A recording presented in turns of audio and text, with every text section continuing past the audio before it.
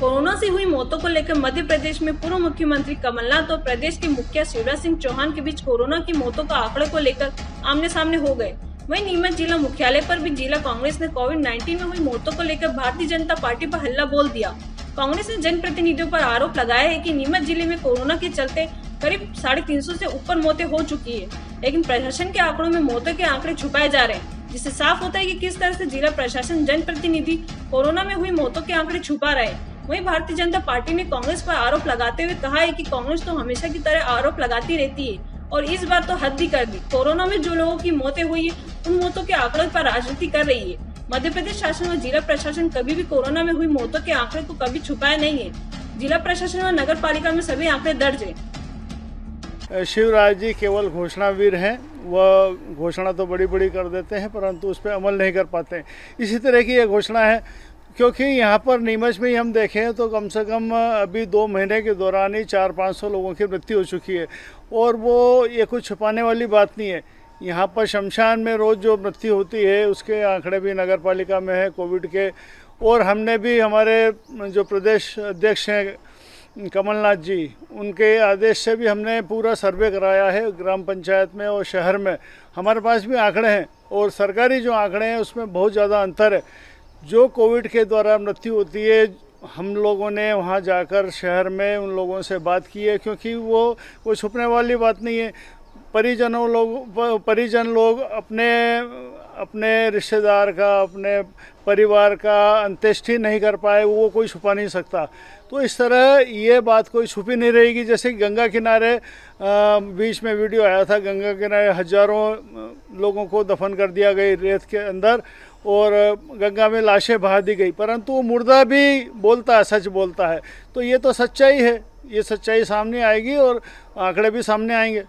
जैसा कि जब से कोरोना चालू हुआ है, क्योंकि इस बार आपदा ज़्यादा आई है, पूरे देश में तबाही मची है और हमारे नीमच शहर के अंदर भी कम से कम 15 से 20-25 मौतें डेली हो रही है। लेकिन आज जो प्रशासन के जो सर्वर होता है उसमें 0 बताता, कभी 1-2 आंकड़े बताते।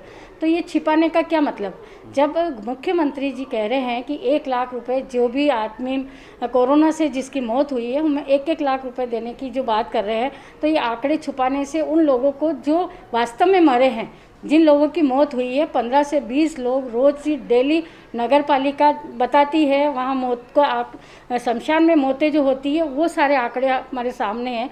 जब 1 महीने में 350 मौतें हो चुकी है, ऐसे 52 ज़िले हैं, 52 ज़िलों के अंदर जो मौतें हुई है उसका आंकड़ा कई ज़्यादा लाखों तक पहुँचता है।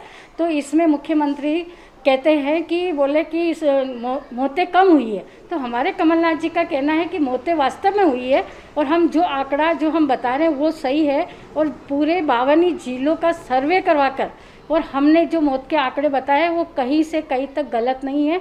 कमलनाथ जी ने प्रेस वार्ता की थी और प्रेस वार्ता में भी उन्होंने कहा कि आप मेरा हेलीकॉप्टर ले जाइए और आप पूरे सभी ज़िलों में जाओ और आप ज़िले में जाके एक-एक की सर्वे करके आओ। अगर हमारे आंकड़े गलत है तो हम समझ जाएंगे कि हमारे आंकड़े गलत है, लेकिन आपको सर्वे जो आपका जो आंकड़ा आ रहा है, प्रशासन का जो सर्वे हो रहा है, उसमें आंकड़े जो गलत बताए जा रहे हैं, ये जो छुपाया जा रहा है, इसका क्या कारण है? निश्चित रूप से हमारे प्रदेश अध्यक्ष आदरणीय कमलनाथ जी ने जो बात सही कही है वो बिल्कुल सत्य है।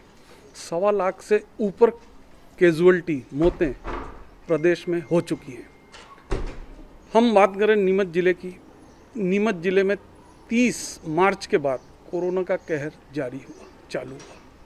शुरुआत में मृत्यु दर कुछ कम रहा, पर पूरे अप्रैल के 30 दिन में कम से कम 300 से 350 मौतें हुई हैं। उसके पश्चात संक्रमण दर, मौत का आंकड़ा कुछ कम होना चालू हुआ और प्रतिदिन 10 के औसत से मई में 200 मौत हुई हैं, कैजुअल्टी हुई हैं। और ये आपके चैनल एवं स्थानीय समाचार पत्रों ने भी मुख्य रूप से छापा है, जबकि सरकार मई के अंदर यहाँ का लोकल प्रशासन सिर्फ 2 मौत अभी तक बता रहा है कागज़ों में।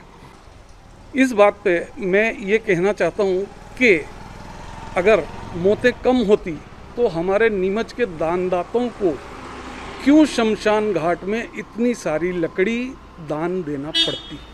निश्चित रूप से सरकार मौतों का आंकड़ा छुपा रही है और एक तरफ हमारे घोषणावीर मुख्यमंत्री घोषणा करते हैं कि जो भी कोरोना से जिस भी परिवार की या जिस भी व्यक्ति की मृत्यु हुई है उसको आर्थिक सहायता दी जाएगी। किस तरीके से आर्थिक सहायता दी जाएगी, जबकि प्रदेश में 20 मई तक मौत का आंकड़ा सिर्फ 1676 बताया गया। ये एक मुख्यमंत्री के कथन उचित नहीं है, मुख्यमंत्री का कथन उचित नहीं है। सरकार को जो सत्य वास्तविक आंकड़े हैं उनको बताना चाहिए, जनता को भ्रमित नहीं करना। कि मौत के आंकड़ों को छुपाया जा रहा है। दैनिक वहाँ पर अपन जाके देखें शमशान के अंदर, मतलब दहाइयों के अंदर वहाँ पर शवदाह हो रहे हैं, लेकिन यहाँ के रिकॉर्ड में शासकीय चिकित्सालय के रिकॉर्ड के अंदर 8, 10, 12, 7, 8, 10, 12। अब जब वहाँ उनका मृत्यु प्रमाण पत्र बनेगा तो उनके अंदर वो रिकॉर्ड मालूम पड़ेगा सही कि कितने लोगों को वहाँ पर दाह संस्कार हुआ है। शासन मृत्यु के आंकड़ों को छुपाने का एक खेल रच रही है और हमारे आदरणीय कमलनाथ जी ने बिल्कुल सच कहा है कि मध्य प्रदेश सरकार आंकड़ों के खेल के अंदर ये बाजीगिरी कर रही है, जो ठीक नहीं है। जो लोग मरे हैं और निश्चित रूप से कोरोना मौत से ही मरे हैं, उनको हार्ट डिजीज़ बता करके उनके सर्टिफिकेट बनाए जा रहे हैं ताकि वो 1 लाख रुपए देने में भी कतरा रहे हैं। तो अच्छा है कि सभी लोगों को जो मरे हैं उन लोगों के परिवार को 1 लाख रुपए की धनराशि दी जानी चाहिए और मौत के आंकड़ों को छुपाने का ये जो खेल चल रहा है उसे ख़त्म करना चाहिए। पर चूंकि मैंने शुरुआत इसलिए वहाँ से करी कि कांग्रेस के लोग प्रश्न ज़्यादा करते, उत्तर उनके पास होते नहीं है। और मेरा ऐसा मानना है कि कोई भी प्रश्न करे तो मैं उत्तर के करे तो ज़्यादा अच्छा लगता है। जिला कांग्रेस के लोग अगर कह रहे हैं आंकड़े छुपा रहे हैं, तो जिला कांग्रेस के लोग तो बेचारे जब अपनों को खो रहे थे तब वो घर में सो रहे थे, इसलिए उनको इस प्रकार का प्रश्न करने का कोई अधिकार नहीं है। पर अगर जनता को लगता है तो हम जनता को फिर भी अपनी ओर से जवाब ये देना चाहेंगे कि किसी प्रकार कोई आंकड़े छुपाए नहीं जाएंगे। अगर कोई कोविड से शांत हुआ है और अगर कहीं आंकड़े कुछ 19-20 हैं तो उन आंकड़ों को भी ठीक किए जाएंगे।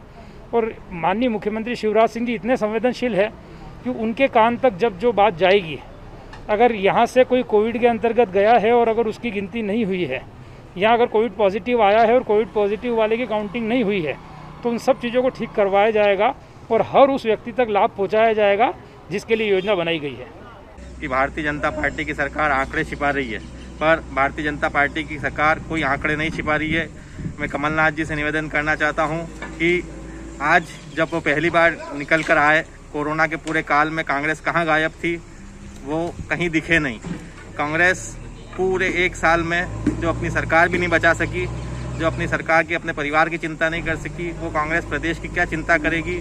मैं कमलनाथ जी के इस बयान की निंदा करता हूँ। ये जो पूर्व मुख्यमंत्री कमलनाथ जी द्वारा जो आरोप लगाया जा रहा है, ये झूठा आरोप है और जितने भी कोविड प्रोटोकॉल में अंतिम संस्कार हुए हैं उन सब का रिकॉर्ड नगर पालिका के पास है। यदि कोई पेशेंट जो गांव से सीधा सिविल हॉस्पिटल में आया है और उसका कोविड टेस्ट नहीं हुआ है और ये भी पता नहीं था कि वो कोविड पॉजिटिव है नेगेटिव, लेकिन उसका ऑक्सीजन लेवल जब घटने लगा, बुखार उतरा नहीं, तो डायरेक्ट सिविल अस्पताल में भर्ती हुआ। जब उस दौर के अंदर जब अफरा तफरी मची हुई थी तो उसका इलाज कोविड के हिसाब से हुआ है और कई बार जब डेथ हो जाती है तो ये पता नहीं चलता कि वो काहे से हुई है। इस वजह से ये आंकड़ों में परिवर्तन दिख रहा होगा। लेकिन मैं सोचता हूँ कि जितने लोगों का कोविड प्रोटोकॉल के अंदर नगरपालिका द्वारा अंतिम संस्कार किया, उन सब की जो गणना है वो नगरपालिका में चिन्हित है और वो वास्तविक भी है। इसमें छिपाने की कोई आवश्यकता भी नहीं है और वो आंकड़ा सार्वजनिक है। जो चाहे वो नगरपालिका से वो आंकड़ा निकलवा सकता है कि नगरपालिका ने कोविड प्रोटोकॉल के अंदर कितने अंतिम संस्कार किए हैं, वो उसी को मान्यता मिलेगी। नीमच से दीपक खताबिया की रिपोर्ट।